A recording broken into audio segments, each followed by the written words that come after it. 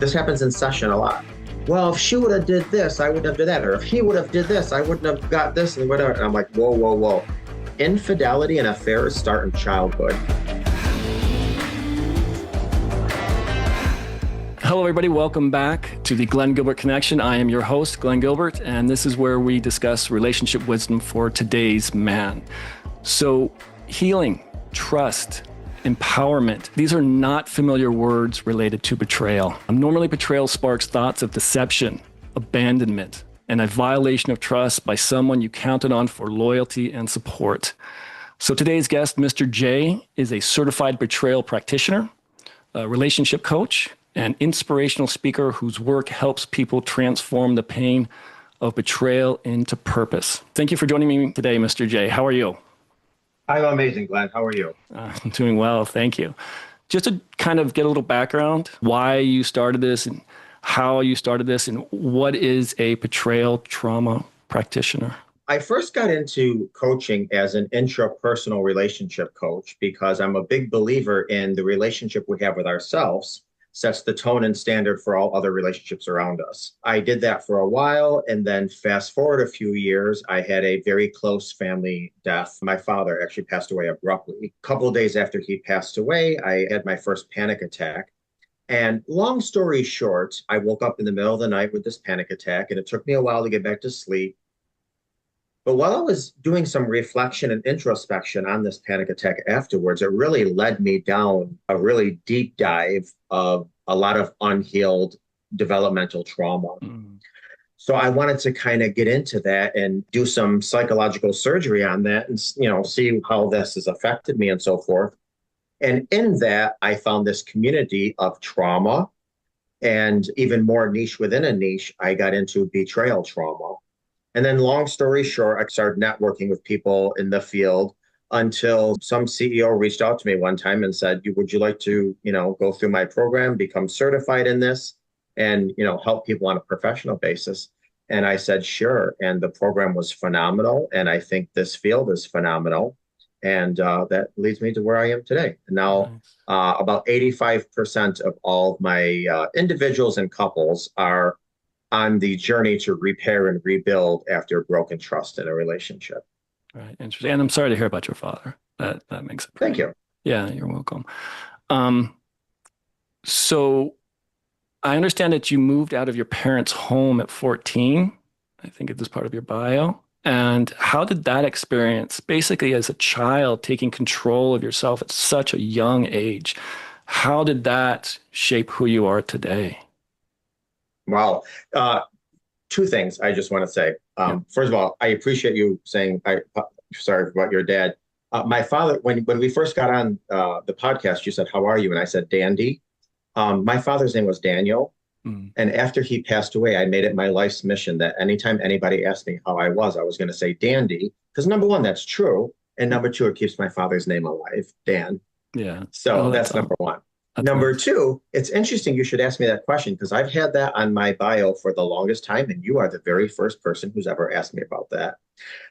So first of all, I will say this. You said parents. I unfortunately, I didn't have parents. I had one parent who struggled with substance abuse, and it got to the point where I just couldn't deal with it anymore. My stress level was through the roof. At 12 years old, I was hospitalized for stress. And I remember the doctor asking me, why are you so stressed out? And I made up some excuse about how I was being bullied in school and I had all these tests and stuff, but really it had nothing to do with it. It was everything to do with my home life. Right. But anyways, when I was 14, I just couldn't deal with my home life anymore. And unfortunately, I quit school. And I went into the work field and I got my first apartment and I lived on my own. And I would have a job during the day and then a job during the night. And I told my employers at the time that I went to school. So I told my employer that I worked during the day that I went to school at nights, and then told my employer, and I just worked two jobs. And that was not an easy time. Glenn, was not an easy time at all. I didn't have transportation. I was bagging groceries, not making a lot of money. And I had two jobs on the opposite side of town. So I left one and ran to the other side. And I lived on ramen noodles and cottage cheese probably for about 4 years. Usually we So, don't. Yeah, usually we don't start living on ramen noodles until we get into college. I mean, yeah, I am very impressed that you just took charge of your life and said, I'm not gonna be around these stressors anymore. yeah, well, I traded them for different stressors, but I could handle the other stressors. Right. Like it was almost like you're taking control of yourself. It's like these are stressors that I've responsible for, Oh, not yeah. somebody else. I mean, Yeah. that's kind of important. And how did that carry over to who you are today?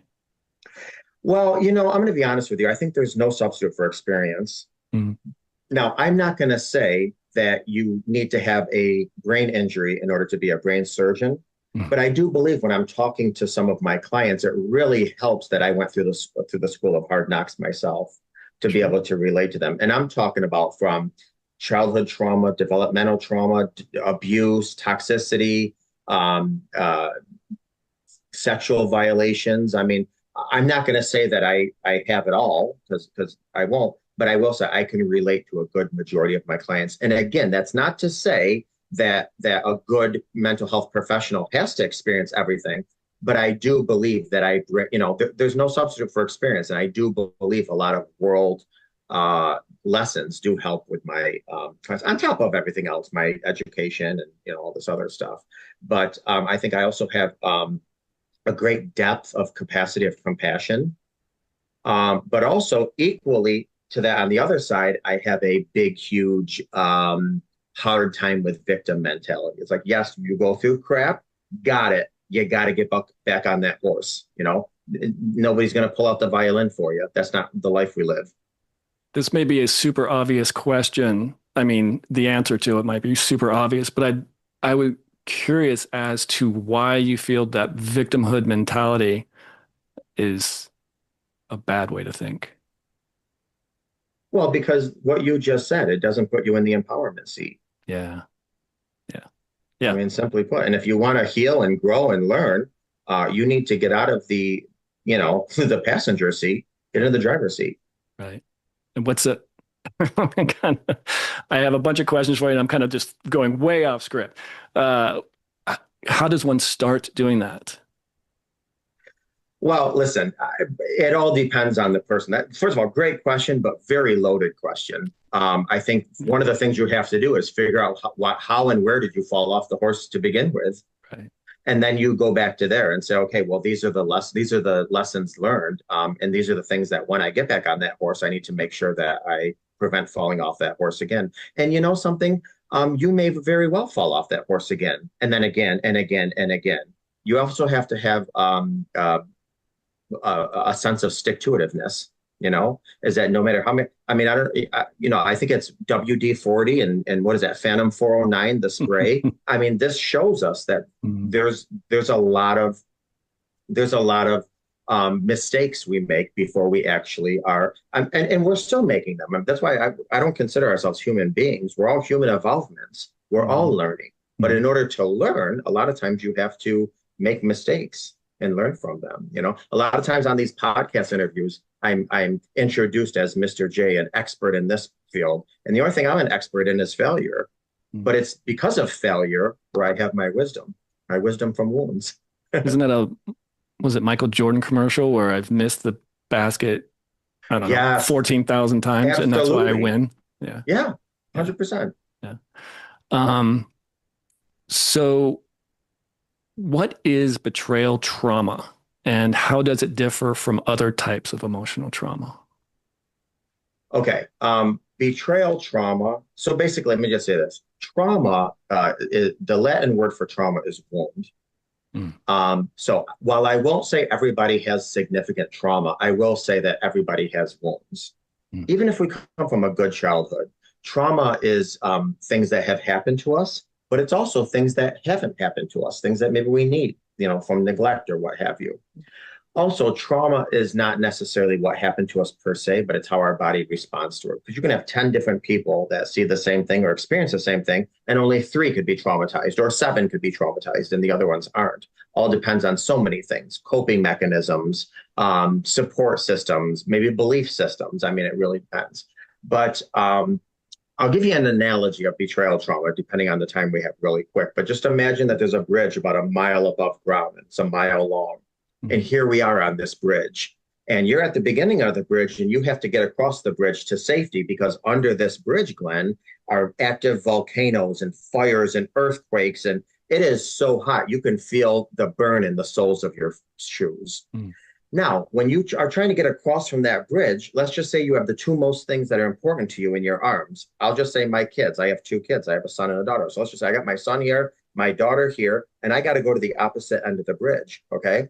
And as I'm walking, the smoke is so thick from the fire that it's making my eyes watery. I can't even see. So what I do is I'm trying to reach in front of me to touch the shoulder of the person that I love and trust the most with my life. They're going to lead me to the other side.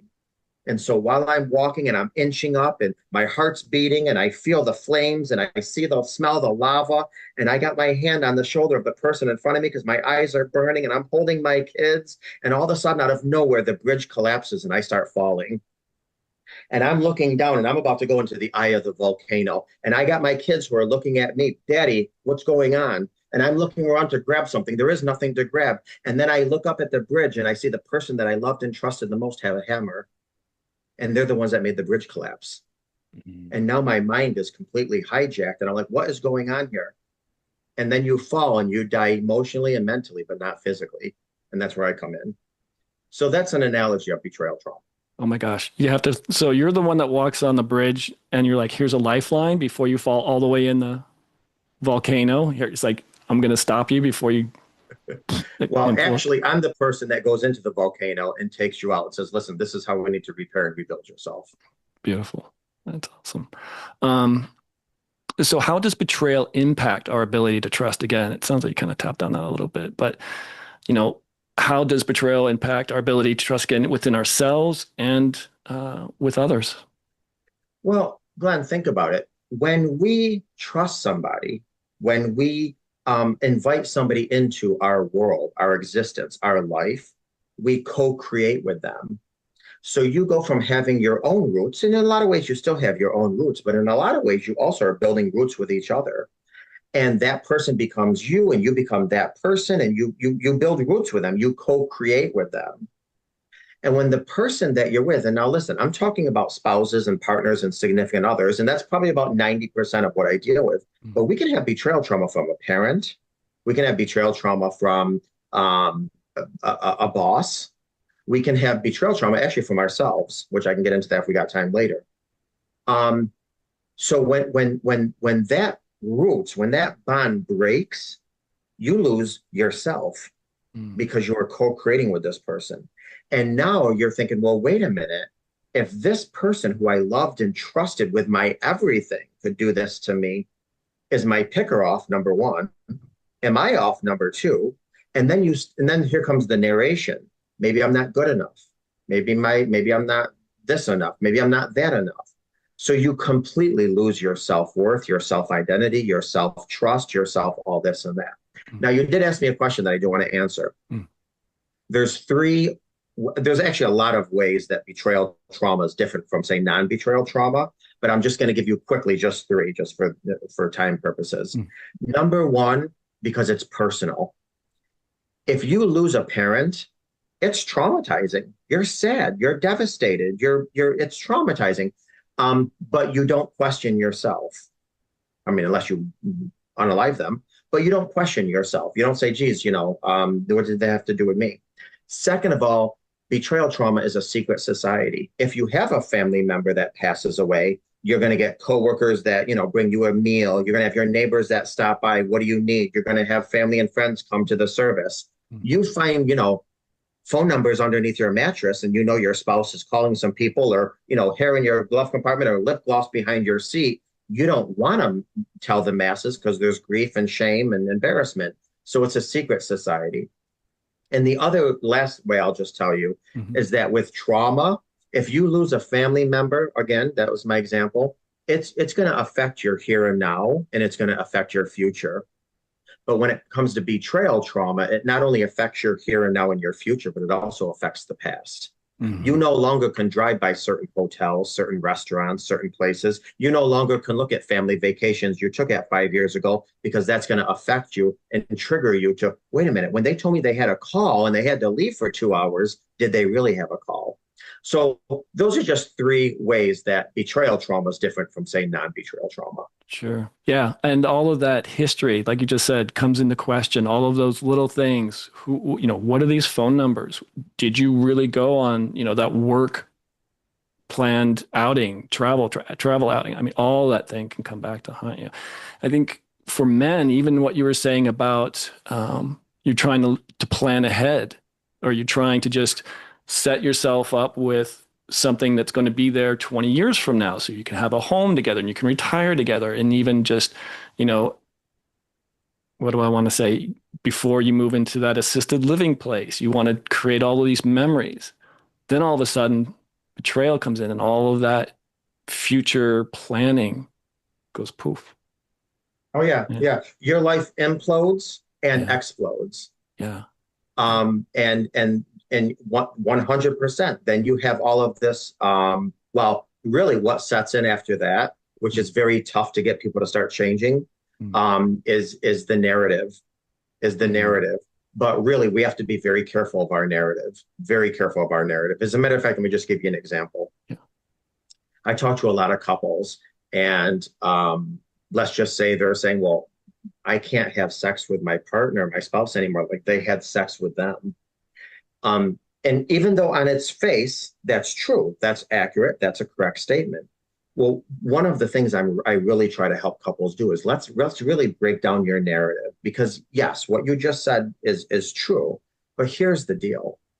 When it comes to physical interaction with your spouse, your partner, your significant other, sex, you're bringing your mind, your body, your soul, your spirit, your vulnerabilities, your history, your honesty, your integrity. When you're having casual sex outside your relationship, which you should never have, don't get me wrong, it's a mechanical act. They just brought their body there. They were probably even disassociating if they had, whatever. So one of the things I really try to do is have couples reframe some of the belief system. Because, man, once our narrative starts in, and we get our narrative from our insecurities and our past traumas, so that's also something we got to work on. But we just have to be very careful with the narrative after broken trust, because what we do is we apply the unhealed versions of ourselves that goes through all of our filters. All that narrative goes into our filters. Our filters are wounded, and then we start reacting from the information. I really try to completely change the narrative so it goes through different filters and different understandings. I'm kind of sidestepping my questions again. So how does that start? Like, I'm thinking of actionable items that people actually have to do to make something like that sink in, because that mind narrative can be very difficult to change. Glenn, almost impossible, Especially with a lot of people, especially if people have a lot of childhood trauma, developmental trauma, and the very wounds that are keeping them safe. Now I'm asking them to challenge. Right. Ooh, absolutely not.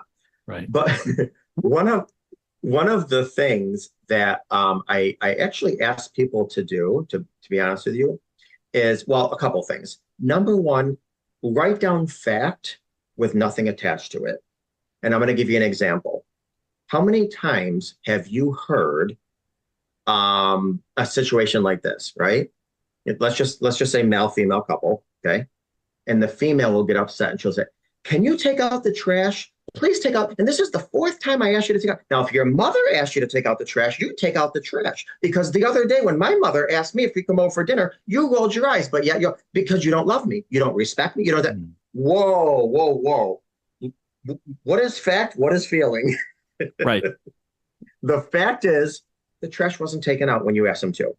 That's it. No fear. So that's one of the things I have people do is stop with your insecurities and all this other story that you put up to because that's what a lot of times people hear is, you cheated on me because you weren't attracted to me. And you cheated on me because I must have gained weight from the baby. And you cheated on me because I let you disrespect me and take advantage of me. And you cheated. Whoa. Let's fact feel it. That's number one.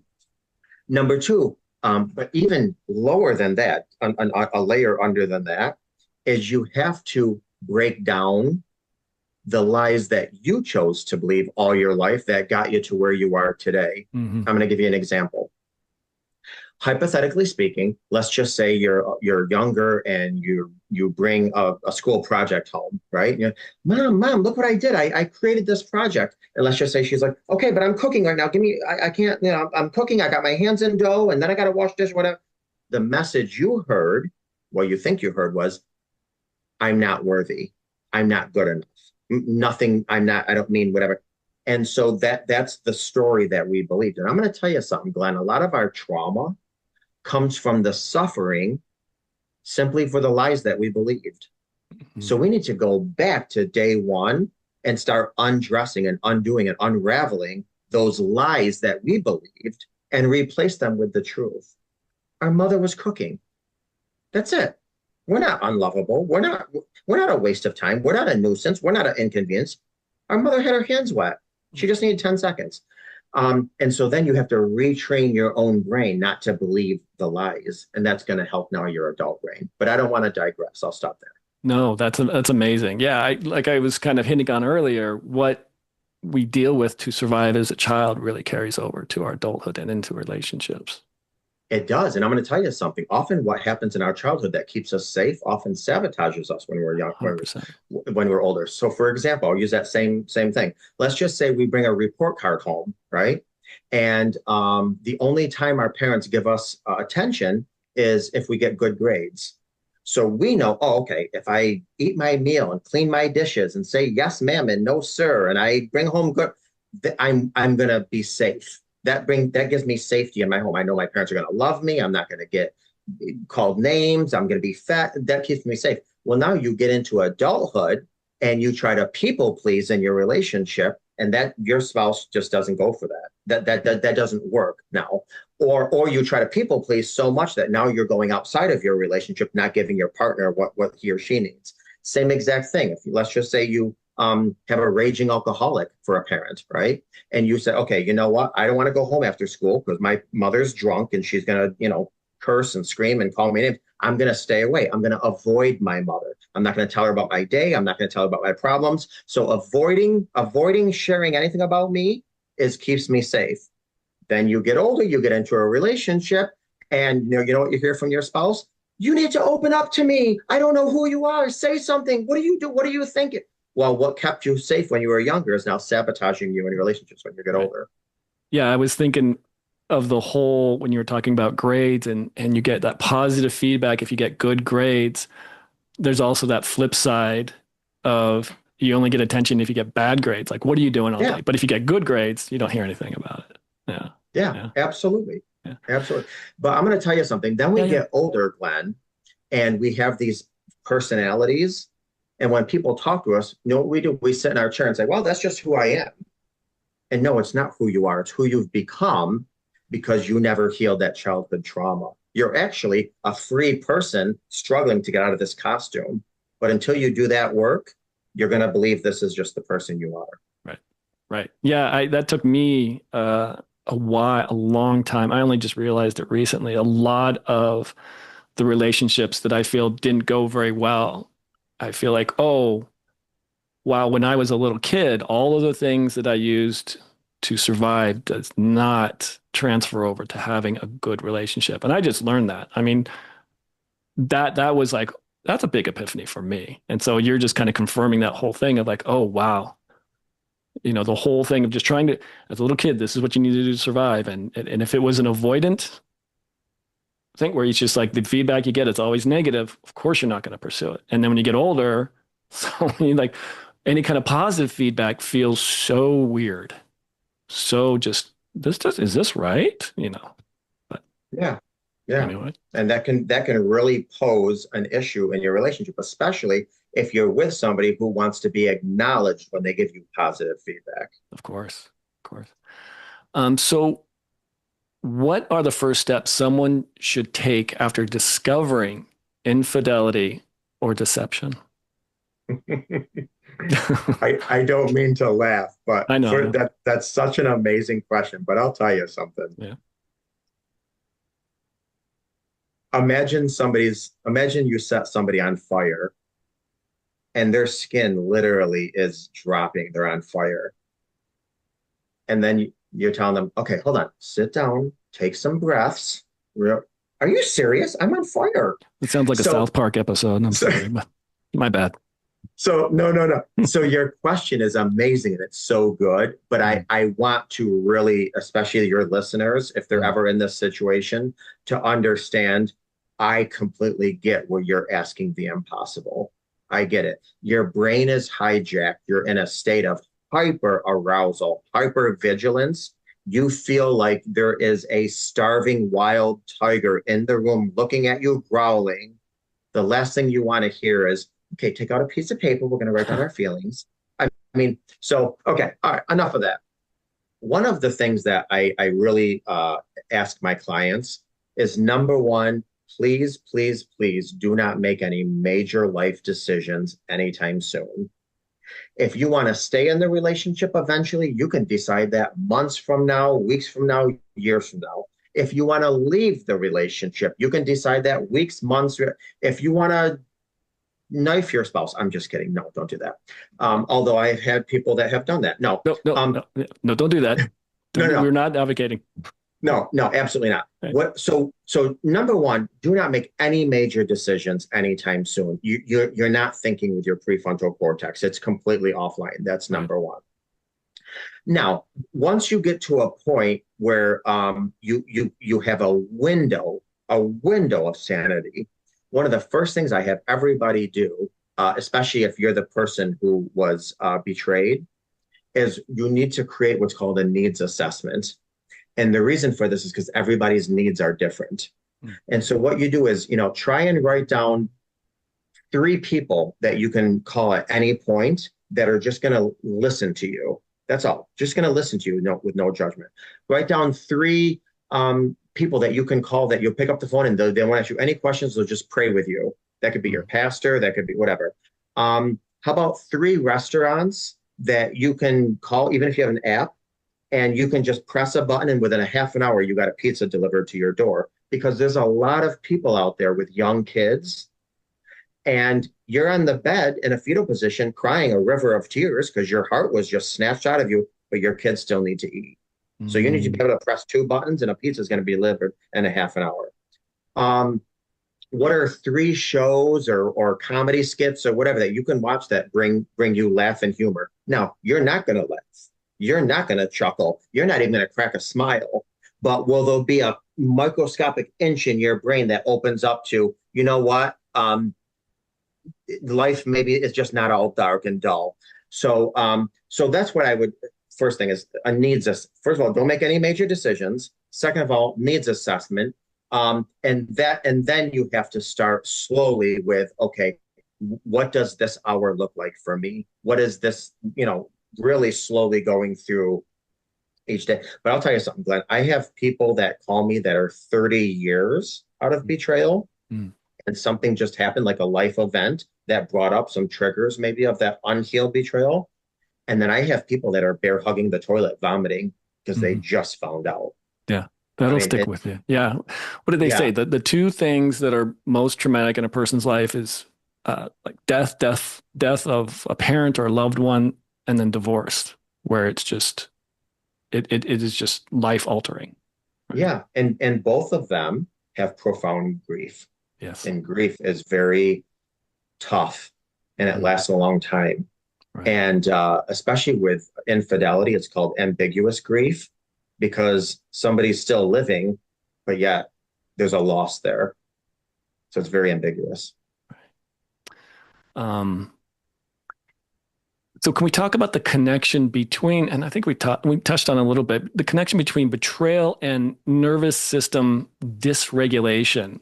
And my understanding is of nervous system dysregulation is a condition in which the nervous system becomes overly sensitive and reactive. It primarily affects the autonomic nervous system, which governs involuntary bodily functions, such as heart rate, breathing, temperature regulation, and digestion. So it almost sounds like, well, I'll let you talk. Yeah. So listen, when it comes to our nervous system, number one, our amygdala, which is the almond-shaped part of the lower back part of our brain, that's our alarm system. And what that does is its only job, its only feature is to keep us safe. It's to keep us safe in life. What happens is when you discover a betrayal in your life, it's like somebody takes a sledgehammer and pounds your amygdala. So if you take a smoke detector and you smash it with a hammer, it's going to start going off and there's no smoke. Well, that's what happens with us is that when you realize there's been betrayal in your life, everything, everyone, and everywhere, there's hypervigilance. You can't go to sleep. You can't go to the grocery store. You can't pull out of your driveway without the fear of something. If you go to the store, you're thinking, who's going to be around the other aisle that's going to jump on me? If you go to sleep, you wake up with tremors and night sweats. You have panic attacks. You have anxiety attacks. Your cortisol is out of whack. The majority of people after broken trust or infidelity, studies show that you gain a minimum of between 20 and 40 pounds after betrayal. Now, there's the other part of that where people have no appetite at all, and then they become skeletal and they lose weight, but usually they gain weight. And one of the main reasons is because, first of all, stress is all in our stomach, and it just causes havoc with food. But also, one of the things that we want to run to is comfort food when we're feeling down. And the last thing we want to do is go to the gym, get exercise. We just want to lay in bed and cry. And which is understandable. Infidelity has been linked to IBS, irritable bowel syndrome. Infidelity has been linked to heart disease. And I'm going to tell you something. If you go to a pond and you throw a big rock or a boulder in the middle of that pond, and it has a ripple effect, there's not an ounce or drop of water that's not going to be affected by that rock. And that's what I say when it comes to betrayal trauma. There's not a part of your existence that's not affected. You are affected emotionally, mentally, financially, spiritually, psychologically. You are affected in every way. You can't go to sleep without having nightmares. You can't, and then you wake up with tremors, night sweats, panic attacks. Your nervous system is completely out of whack. And it can stay that way for a long time. And if you don't deal with it, quite possibly forever. Right. That's pretty traumatic. It's something that does need to be taken care of so you don't lose yourself, really. Yeah. Oh, absolutely. And you do lose yourself. And I'm going to tell you another thing too, real quick. I don't know if you ever heard of the term betrayal blindness. And the reason I say it, okay, really quick, betrayal blindness is like, you ever hear the story of Little Red Riding Hood? Like, she wants to go see her grandmother, so she bakes oatmeal cookies and banana bread, and she trudges through the scary forest. Well, she gets to her grandmother's house and she knocks on the door, but she doesn't hear anything. Well, something in her body says something's off, but she wants to see her grandmother so much that betrayal blindness kicks in, and she's like, oh no, she's probably, out in the back pickling beets or something, whatever. So she opens up the door. She's like, Grandma. She doesn't hear anything. Something in her system knows something up, but she just excuses it away. Finally, she goes in the back bedroom. Glenn, she knows this isn't her grandmother. Like, she says, Grandma, why are your eyes beady and your jaws big and your teeth are shut? She knows it's not her grandmother, but betrayal blindness kicked in so much because she wants to see her grandmother that she just suppresses it, represses it, excuses it away. And it's to her detriment. She gets eaten. A lot of times when we're in relationships and we might see like some blonde hair on our partner's, car seat, or we might see some lipstick, whatever, or we might see, our partner with their boss at a coffee shop, you're talking. And what do? Oh, they're so nice. They gave their coworker a ride home. Oh, he or she is so nice. They're probably talking to their boss about, the boss's marital problems. Oh, these what? Now, here's the deal. There might be something in our body that says something's off, but betrayal trauma, which is a part of our fight or flight system, that kicks in, betrayal blindness. It's a key that was termed by Jennifer Freed in the 90s. What that does is it's supposed to keep us safe, because if we are to accept the reality, it would be too much for our nervous system. So if we were to say, oh, there's blonde hair on my husband's car or my wife's car, whatever, and I don't have blonde hair, what we do is immediately our brain starts thinking, oh my God, if they're being unfaithful, I have to be embarrassed with my friends and tell my friends. And then what's that going to do for my future? And no, I want to have the big, nice wedding. And what's going to happen to our kids? They're going to have, alternate weekends with their, no, I don't want to go there. I don't want to think that. So let me just excuse it away. And a lot of this happens on a subconscious level.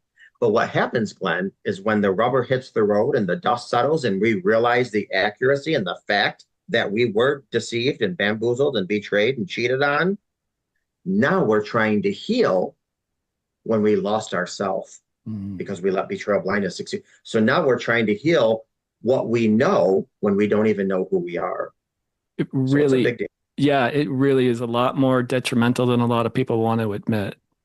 It's life shattering. It's not irreparable, but it's life shattering. Right. It decimates, shatters, damages. There's no stone unturned in your existence this doesn't affect. Like everything you just said needs to be put into that or some comical bubble to where everyone's like, you're ignoring red flags. And they're like, I don't think I am. And you're like, this is what's going to happen to you.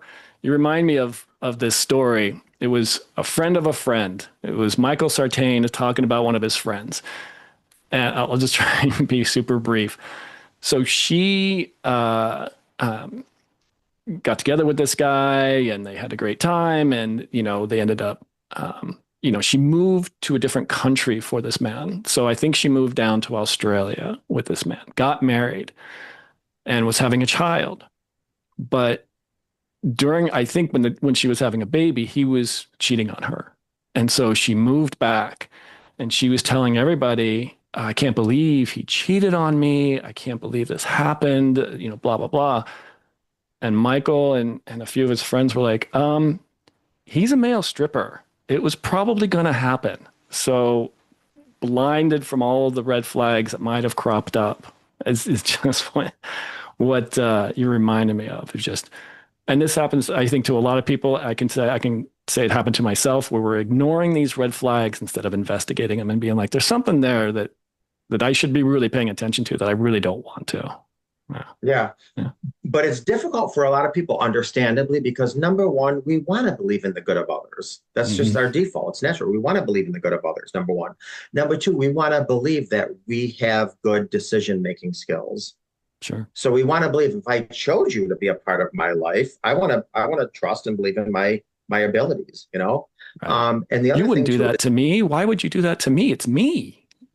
Absolutely. Absolutely. And, I think a lot of us in all stages and phases of our life, we like to pop hopium.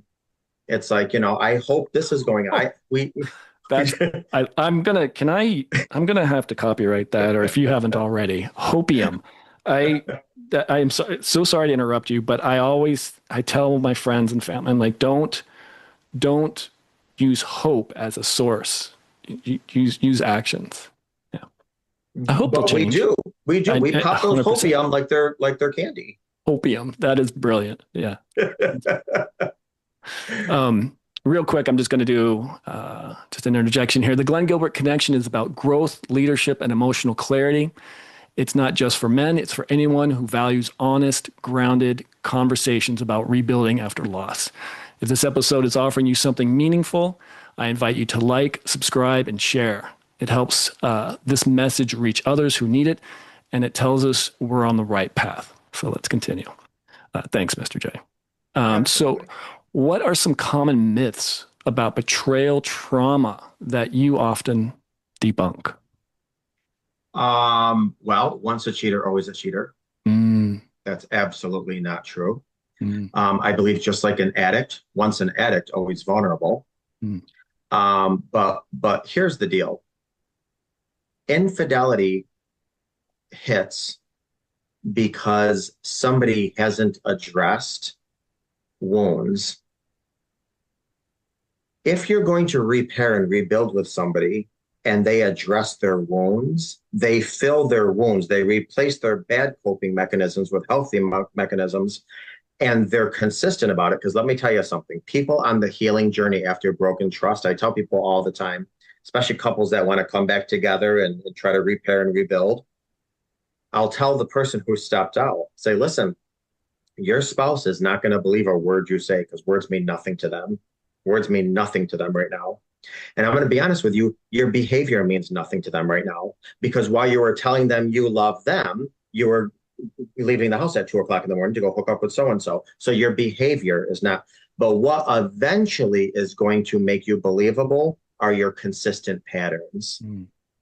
So people that have consistent patterns, if they have consistent patterns where they've proven they've replaced unhealthy coping mechanisms with healthy coping mechanisms, then you pretty much 100% proved your marriage or your relationship where you will not have another infidelity. Mm. Another thing too is a lot of times people are not comfortable being vulnerable in their relationships. Well, infidelity or betrayal breaks open that cocoon that you've been living with in. And when you expose your vulnerabilities and you get comfortable being uncomfortable in front of your partner, then you have no interest in hiding certain parts from them that you want to give to other people because there's no emotional connection.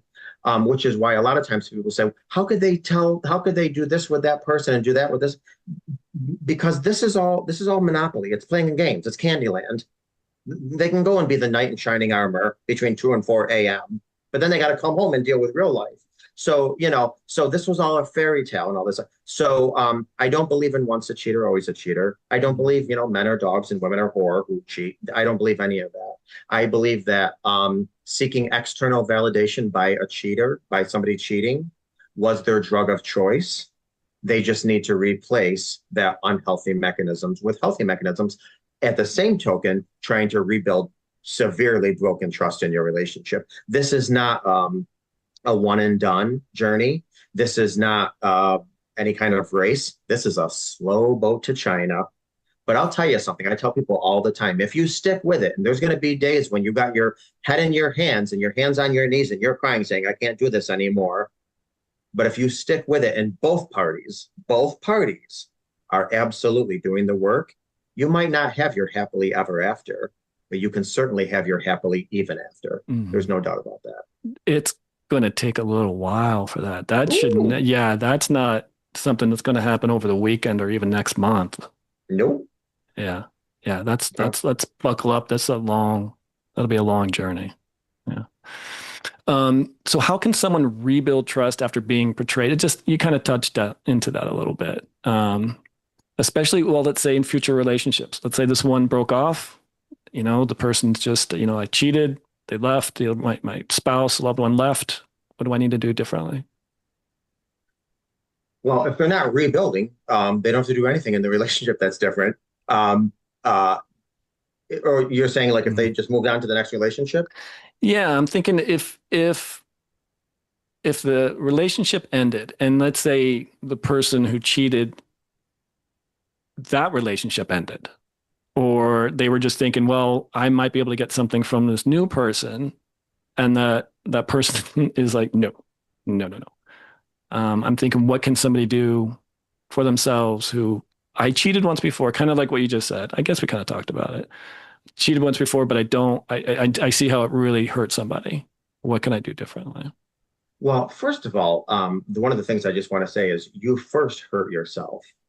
Because you compromised integrity, you compromised, so you first injured yourself. That's number one. And then you injured everyone around you.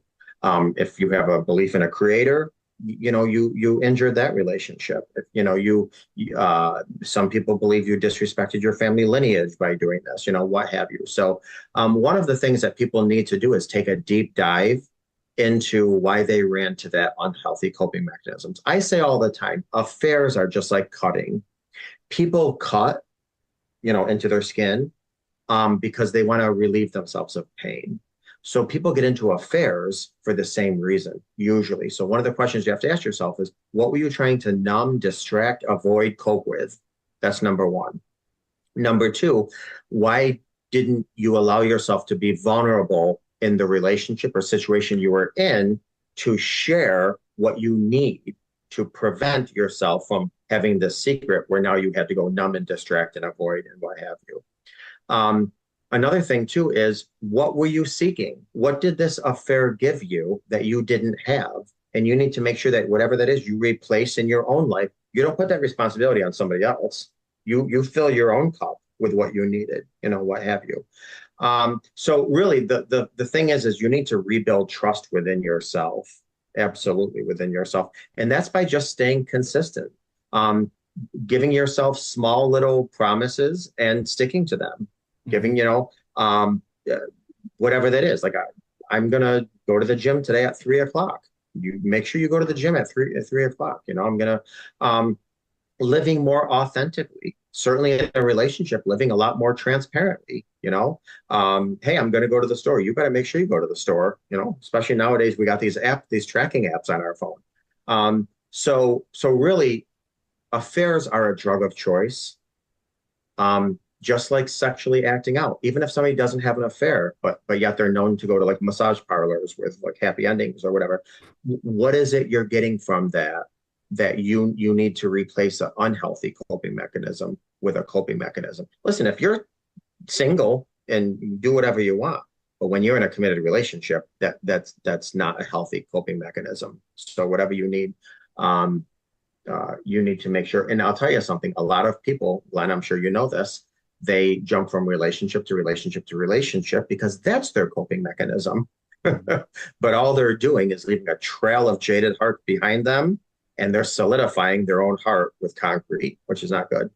It says a lot that if someone wants to improve themselves, they need to take accountability and responsibility for their actions. And it doesn't, which is hard in itself, and it has to come from inside. It is, because listen, one of the first things that a lot of times betrayers do is, especially this happens in session a lot. Well, if she would have did this, I wouldn't have done that. Or if he would have did this, I wouldn't have got this and whatever. And I'm like, whoa. Infidelity and affairs start in childhood. Mm-hmm. Now, maybe there was some contributing components your spouse did, but infidelity starts in childhood. So you need to, as Rose said, let's go back to Titanic. You need to do that introspection and reflection. Mm-hmm. What got you here? Yeah, it's not about being disingenuous. It's about being genuine with yourself first. The whole of just, well, she did this or he did that, and so therefore I deserve to go and do whatever I need to do, which is like, whoa, like what you just said. It's like, take a moment to look at what you're missing before you hurt somebody else, because how are they going to know? How are they going to know that, oh, I'm not providing this? Am I doing something wrong? I have no idea. This person's going to be like, well, it's your fault, blah, blah, blah. Just to me, it's just a big lack of accountability, which can really hurt a lot. Yeah. And listen, that's not to say that our spouses or partners or significant other can't add to components that would maybe create an environment that would make it, easier or better or what. But you still need to say, then why did I allow what they contributed to open up that door? I had many options. Mm-hmm. I could have left the relationship. I could have went to counseling. I could have talked with it. I had many options. Why did you do the most hurtful one? That comes back to you, period. Right. So what are the signs that someone is stuck in a trauma bond, and how can they break free? Well, I'm going to tell you something, and we've hit on this earlier. Mm-hmm. So much of our trauma comes from the suffering of the lies that we believed. Right. And you have to change your narrative. Mm. If I'm talking with a couple, let's just say, for example, let's use a male-female couple, and let's just say the male stepped out, right? This is what I'll hear a lot. Well, you cheated on me because you don't respect me. And the next couple, you cheated on me because you must think I'm ugly. And the next couple is, well, you cheated on me because whatever. What happens is they're taking their own insecurities and applying it to why their partner. They need to change their narrative. Stop trying to put interject reasons. We need to deal with facts, and then we need to start building on that.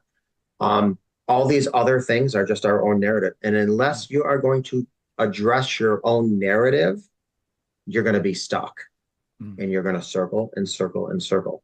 So you have to change your narrative, and that's going to get you unstuck. That's really 90% of the reason people are stuck is because they believe wholeheartedly in their story.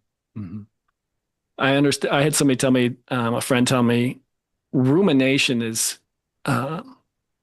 seeking an answer that'll never be there.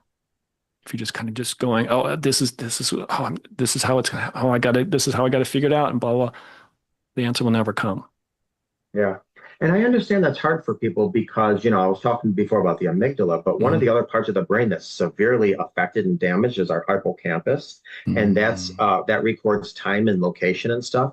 Like for instance, when somebody discovers an infidelity in their life, it's like somebody pulls out the filing cabinet of your brain with all of your neatly, strategically stacked folders. And the reason why we have this in our brain is because predictability keeps us safe. I mean, think about it, Glenn. You know where your girlfriend is right now. Probably the average family, let's say we have Taco Tuesday, and next Sunday I got to go to my game, and I got to drop my son off here. And this is when I got married. This is when I had my first child. We know these dates, past, present, future, because predictability keeps us safe. When we learn of an infidelity, it's like somebody takes that big, long filing cabinet out of our brain, climbs the highest mountain, turns it upside down, and puts our files everywhere. We don't know left from right, what's real and what's wrong. And which is a lot of times it affects our memory to where when you're talking to somebody who was affected by trauma, especially betrayal trauma, their memory is so affected, they start forgetting things that happened in their childhood. They're like, wait a minute, did that happen when I was 4 or was I 7? No, I was 14. They can't even keep track because that was so completely robbed.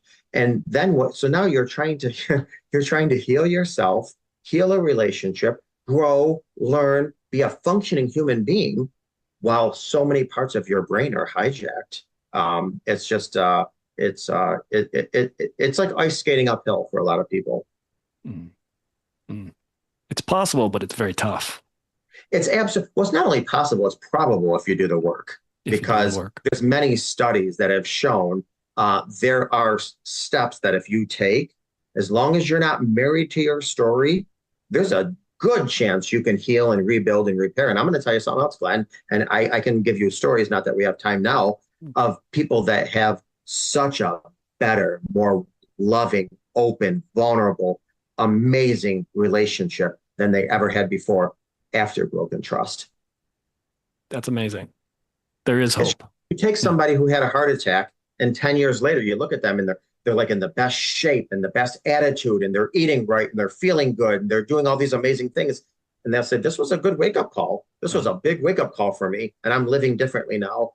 Same thing with infidelity in couples. It always takes inner work, though, first. 100%. Yeah. So what are some of the somatic tools or body-based healing that you use in your coaching practice? Oh, there's so many. But one of the things that, first of all, I recommend people get into some trauma yoga. I don't do any myself, but I do recommend people get into trauma yoga. I'm sorry. Trauma yoga. Yeah, you can look it up. Google it. It's trauma yoga. Okay. Yeah. There's other practices, EMDR. I don't do that either, but I recommend they find some EMDR. Now, EMDR is eye movement, and I'll tell you something. A lot of times when people come to me, there's a lot of frustrations people have, and I'm going to give you one of them right now. When you discover there's a betrayal in your relationship, and you're like, oh my gosh, who do I go to? Then you go to you try to find a mental health professional. First of all, usually you're on a waiting list. That's a frustration. Second of all, you have to pay something, even if it's a copay. That's frustrating because you're like, wait a minute, I was betrayed and deceived, and now I got to pay money to fix me. No, that's infuriating. Then when you do talk to a mental health professional, unless they're trauma informed, what are they going to work on? Communication techniques? What am I going to do with that? Fight with it? I mean, come on, I don't need communication techniques. I'm dying here mentally. So there's a lot of frustration. So one of the things that I try to even do on my social media, which all of them are free, I try to give a lot of tips and techniques on social media, that way to try to save people money. EMDR, which is eye movement desensitization, it's a great practice. But even if you don't find somebody to do that, you know what you can do? And obviously, it's not going to work wonders, but it's going to help a little bit. Take a walk. And when you take a walk, I want you to talk to yourself and say, you know what? This situation bothered me. And think about a situation that bothered you. Then walk and look both sides of the street while you're walking. Look at the tree on this side, look at the bush on that side. The tree, the bush, and then stop periodically and say, how do you feel about that now? How do you feel about that now? Then walk some more and do that. You can, I'm not saying it's going to be as effective as if you're with a mental health professional, but you're doing your own EMDR. Mm-hmm. It's trauma yoga at home, free. So like you can absolutely talk to a professional, but a lot of the things that we talk about, you can do for free, which I do caution people with AI therapy. That's a whole nother topic at some point maybe we'll get into, but that'll be that'll be our next podcast, AI therapy. Yeah. Another thing too is one of the things that I have people do is do a visual push. So basically you're taking your hands and you're pretending there's a big wall in front of you and it's giving you a lot of resistance, and you're really pushing it. This helps with a few different reasons and things, but ultimately it gives you a sense of empowerment. And really, when you are betrayed, one of the things that comes with betrayal is you are robbed of choices, robbed of decisions, which robs you of empowerment. So you really want to get your empowerment back. Another one of my favorite techniques is I call it the soft, warm, fuzzy ball.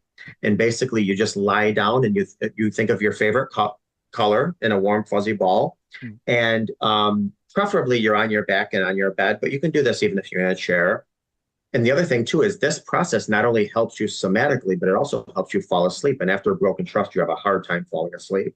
So basically, you just imagine very, very slow, this warm, fuzzy ball going into the heel of your foot, just warm. And what it's doing is very slowly, it's going in every inch of your body. It's going down to your heel, and then it's going to the middle of your foot, and then it's going to each of your toes, your big toe, and you're visualizing this, all toes. And then it's slowly working up to your Achilles heel, and then your knee. And what this ball is doing is it's starving and it's looking for trauma in your body. And it's eating all the trauma that it sees. And you go through this visual somatic process, and eventually you work up to your eyes and your forehead and your head, and then the ball leaves. Now, obviously, the ball is much bigger now because it's eating trauma. It's going to come back hungry again, and that's good. And you do this again. But people that do this, many of them come back and say, man, I felt 20 pounds lighter. Another thing you can do, I mean, there's just a lot of things you can do somatically, and I don't want to, take up too much time. The time is on you, man. Okay. Somatic techniques are great and they're wonderful. But most importantly, I think one of the really good benefits of somatic techniques is they really give you a sense of empowerment. And I always say after betrayal, you feel so defeated. You feel so defiled. You feel so disrespected. Your choices, your decisions were robbed from you. One of the things I have people do is stay out loud vocally your intentions and then follow through. Like, for instance, I'm going to shower tonight at 8:00, or I'm going to buy bread tomorrow at the store at 4:00, and make sure you do that. Because yes, you can buy bread at 3 or you can shower at 9, but you want to give yourself back a sense of empowerment. This is what I'm going to do with my body at this time. And then you do it, it gives you a sense of empowerment. It almost sounds like what you're doing for the patient is there is a weight that they are feeling, or they're just dragged down by, that you're helping to just kind of like, let's get some of that weight off of there. So you can kind of lift yourself up. Absolutely. While I'm working with their partner, while I'm working with them internally, while I'm working on a lot of things environmentally. Yeah, I mean, this is not a one size fits all. I was a teacher for many years, and I used to teach special education, and we used to have what's called a oh my Lord, now I forgot it. It's the kids that are they have a oh Lord, it's a specialized plan for them. That's what it is. I can't think of the word right now, and I can't believe I can't. but it's a specialized plan for children on how they need to be educated, how they're best going to be receptive to their education plan. Mhm. And what I did was I took that concept into my practice now, and now I give everybody an individualized healing plan. Mhm. Because Glenn, what you would need if you were betrayed is completely different from what I would need. Completely Right. different from down the man in the street, whatever. Because we're different people, and betrayal is going to hit us differently, even down to many things. Sure. How we like. I ask people, where are you in the hierarchy of your family? Are you the eldest, the middle, the child? Because we look through life completely different depending on where we are. So everybody has to have. It's an IEP. That's what it is for people that are listening. Individualized education plan or protocol. And so like I said, I took that concept. Now I have an IHP. It's an individualized healing plan. What do you need specifically to heal from this, whether you're staying or leaving? Hmm. Hmm. So what does it mean to reclaim your voice after betrayal? And why is that important? Well, like I said, it's a lot of this is kind of just going to repeat what I said in the last question, Oh. is that your voice was robbed, your Mhm. choices were taken, your decisions were made for you. You were playing a game with somebody, following the rules, but they had a completely different set of rules they were following, and you didn't know about it. And so now what you need to do is you need to reclaim what you know is true. And what you know is true is, you stayed faithful, or you did this, or you did that. And like I said, just doing all the things that I did before. One of the things that's really, really, really uh, important is to, and I know this sounds kind of cheeky or corny or whatever, but you really should journal. People got to journal. I'm going to tell you why. When we have all this crap in our head, the only thing we can do with it is create stories with it. And creating stories is one of the worst things we can do, because when we hear information, we hear it, it goes through our wounded filters, and then we have to interpret it somehow. Well, we're going to interpret it improperly if it goes through our wounded filters. So really, we got to get a lot of this stuff out of our head. We got to write it on paper. I'm going to tell you one more Mhm. Mhm. technique. I took a course at UC Berkeley. It was called The Science of Happiness. Mhm. And I'm going to save your listeners a lot of money because this course was expensive. Mhm. But what they found was the number one key to happiness was gratitude. And so one of the things that I recommend to my couples or my individuals is have a gratitude journal. You have a regular journal, but you have a specific journal for gratitude. It's a gratitude journal. And here's the difference. Every day you write 3 things that you're thankful for, but studies have shown if you write 3 reasons for each, that's what's going to make the impact. So for example, you can write down, okay, today I'm thankful for my nose. Okay, 3 reasons why. Well, when I turn to the side, I like my profile. I like my nose that way. 2, when I make cookies and pizza, I smell it. My nose lets me enjoy the fruits of my labor. Also, if I smell smoke, my nose keeps me safe because I know to run. So that's 3 reasons for you. So if you write down 3 things you're thankful for and 3 reasons for each, Mhm. that's what makes a profound difference. And gratitude is what changes us internally. And that leads to our self-resilience, our self-acceptance, our self-trust, all this other stuff. So I really implore people to have a gratitude journal. And then, like I said, state what you're going to do, when you're going to do it, and follow through. And these don't have to be big things. A lot of people are like, oh, gratitude journal. I don't have $10,000 to be grateful for. Did you find a penny outside? Because I'm sure some homeless person would love that penny. It doesn't have to be something big. You don't have to do 1,000 push-ups a day. How about you say, today I'm going to do 10 jumping jacks. I don't care if you do 2 every other hour. If you get, I'm grateful that I did 10 jumping jacks today. And I said I was going to do it, and I did it. I'm proud of myself. Pebbles make mountains and raindrops make seas. These don't have to be big things at all. Just small things, small accomplishments we can be grateful for. And they have huge benefits. Right. And it doesn't even, I'm just thinking it could be just something as take a walk. If it's sunny out, it's like the beauty of nature. It's beautiful outside. Even if it's rainy or misty, it's like there's a beauty in that. Just absorbing the outside, just some little thing to provide you with some gratitude. I think that's brilliant. Um, I'm also thinking there is if I've heard this correctly, there's a big difference between writing it down and using a computer.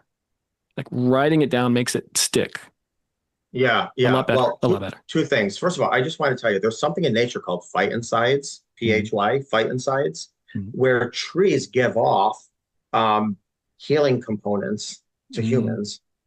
So going out in nature has so many benefits. Not only just its beauty, there's also these phytoncides. But the other thing too is um, we can use a lot of our senses when we're outside in nature, and really a lot of our senses are hijacked. After when we're going through something, and this really allows us to release that. Yes, without question. If people write things down on computer, that's probably about 50% effective.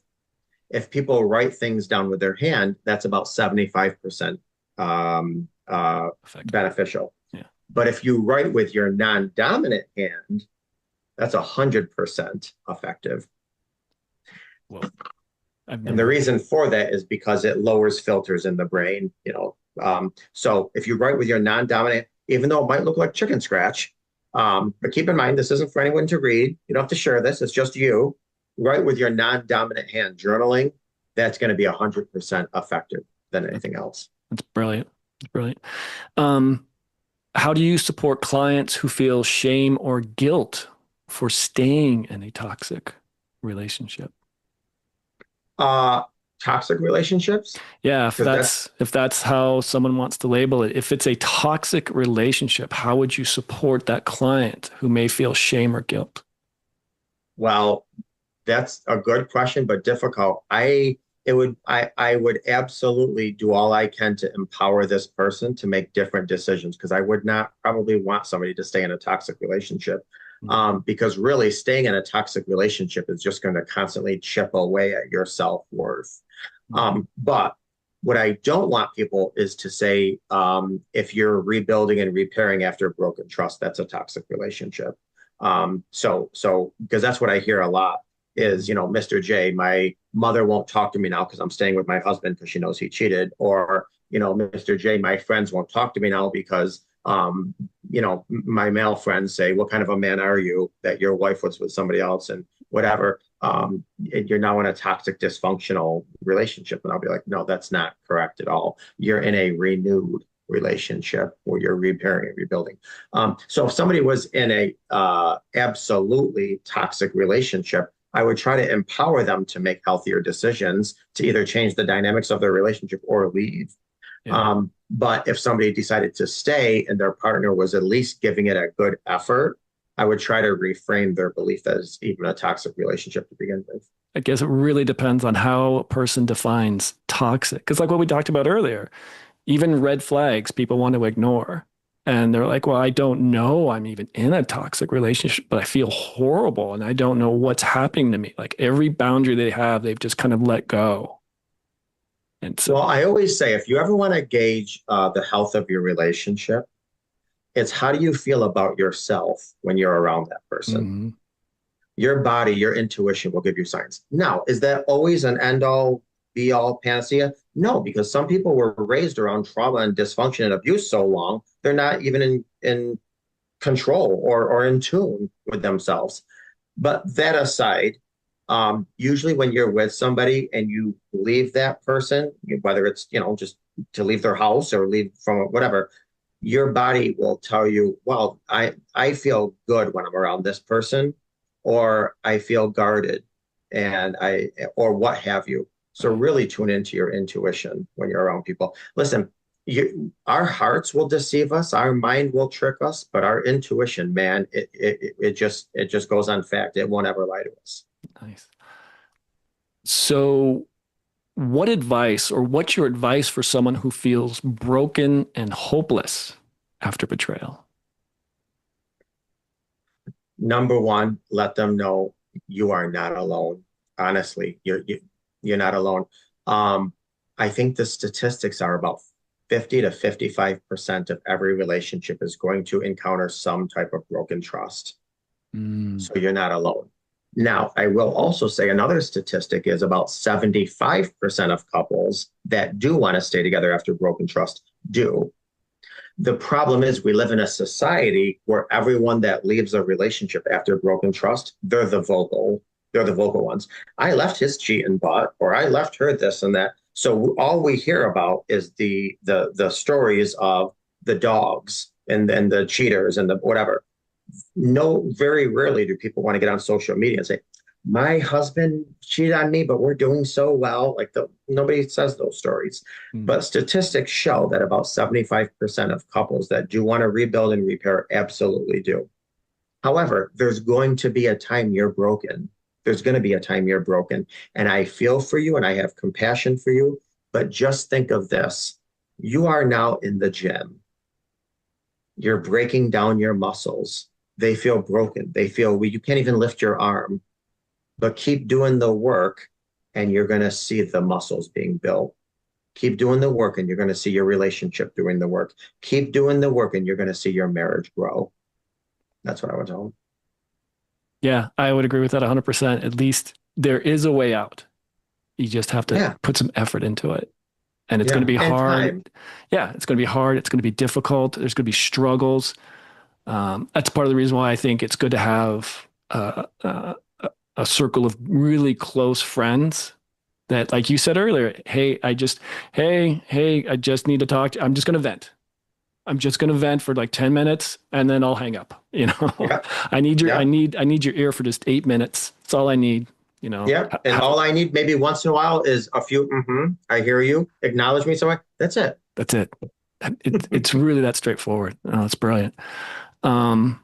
Takes a village. It takes a village, but a healthy village. But there is always hope. There's ways to deal with it and to come out of it. Yeah. Absolutely. Can betrayal ever lead to personal transformation or post-traumatic growth? I think we talked a little bit about that, but it can and it does. I told you about, the person that had the heart attack. I mean, we can have a heart attack and then keep living and doing as is, and the next heart attack is our tombstone. Or you can have a heart attack and you can use that as your stepping stone. And after that, you're in the healthiest. Your blood work looks good. You look good. You feel great. You made decisions in your life. You put up boundaries. You're not around toxic. You're living the life now. Unfortunately, it took that heart attack. Now, I would never wish betrayal on anyone whatsoever. Absolutely not. But absolutely, you can make it your stepping stone. It doesn't have to be your tombstone. Yeah, there are tools out there just in case. What did you say? 1 out of 2? When that betrayal happens or some form of, there are tools out there to help. Absolutely. So where can people find you if they want to get some information from or have follow-up questions or want to contact you for some sessions? Yeah. I have the easiest website. I think it's mrjrelationshipcoach.com. But as I tell everyone, even if you never want to hear my voice again, see my face, talk to me, what have you, I have a lot of free resources on my website. So again, it's mrjrelationshipcoach.com. Just come and take advantage of the free resources. I have lots on there, including wonderful interviews like yours. Oh, thank you. Well, there was a wealth of information that you provided to myself and to others. And I'm very appreciative of your time and efforts. Is there anything else you'd like to add before we close up? I'll just say this very quickly. I just want to say this. In the history of humankind, nobody's ever died from a snake bite. I say this all the time. Nobody's ever died from a snake bite. What people die from is when the snake bites you and the venom gets in your veins and reaches your heart. So listen, there's a lot of reasons and times and opportunities for us to hear things, experience things. But let's not let that venom get to our heart. That's what destroys us. So just be mindful of that. That's wonderful. I agree 100%. So healing, trust, empowerment, they may not be the first words that come to mind when we talk about betrayal. But after today's conversation with Mr. J, they just might be. We've seen how deception, abandonment, and broken trust don't have to be the end of the story. With the right guidance, they can be the beginning of something deeper: purpose, strength, and a new kind of clarity. If this episode moved you, share it, subscribe, and keep showing up for yourself and for those who need your voice. This is the Glenn Gilbert Connection, and we're building something real. Thank you again, Mr. J. I really appreciate your time. Thank you. All right, thanks.